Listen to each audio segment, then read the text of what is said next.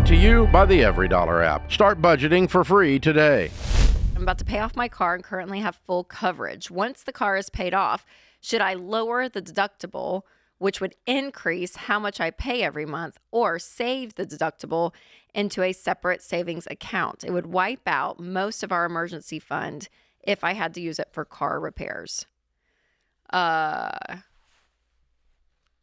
No, I think I would be just getting full coverage. I would keep the full coverage. And anytime you can raise the deductible, a larger deductible, and you have the money in your emergency fund to cover it, it's going to drop your car insurance rates. Okay, and so the difference in a $250 and a $500 is huge. The difference in a $500 and a $1,000, depending on the price of the car, the value of the car, is huge. And a way you can analyze it is this, okay? If you go from $250 deductible to a $500 deductible, you're taking an additional $250 worth of risk. Divide that into the savings. And so if it saves you $25, then that's a year. That's 10 years. No, I wouldn't do that. Mm-hmm. If it saves you $250, then you made your money back in 1 year on the risk.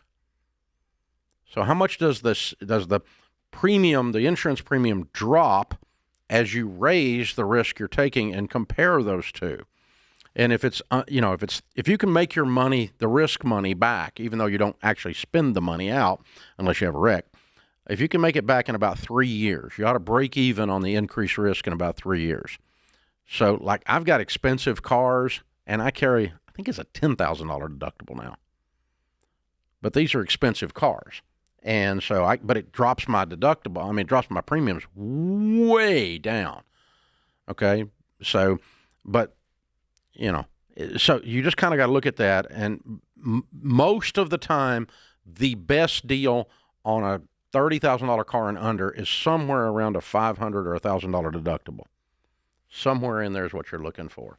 And so just divide out the difference, the savings, take the savings on your premium, divide that into the additional risk, and if that's about a 3-year risk pattern, it's probably wise to take the higher deductible in that case. But almost every time you're going to find that to work on going from $250 to $500. So no, you don't lower the deductible. We're always trying to raise deductibles and raise the amount we have in savings to cover it. So we're giving the insurance company less money. Insurance should cover catastrophes, not hangnails. That's what you're looking for.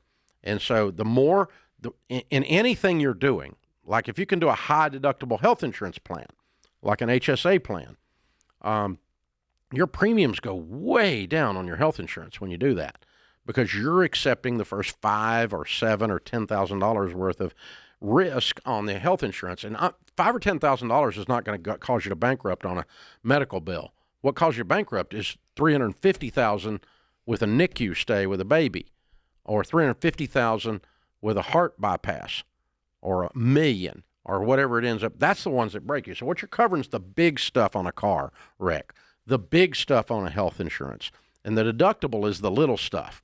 So as soon as you can keep enough of your insurance, your emergency fund up there, you want to do that like Rachel said. Create your free Every Dollar budget today, the simplest way to budget for your life.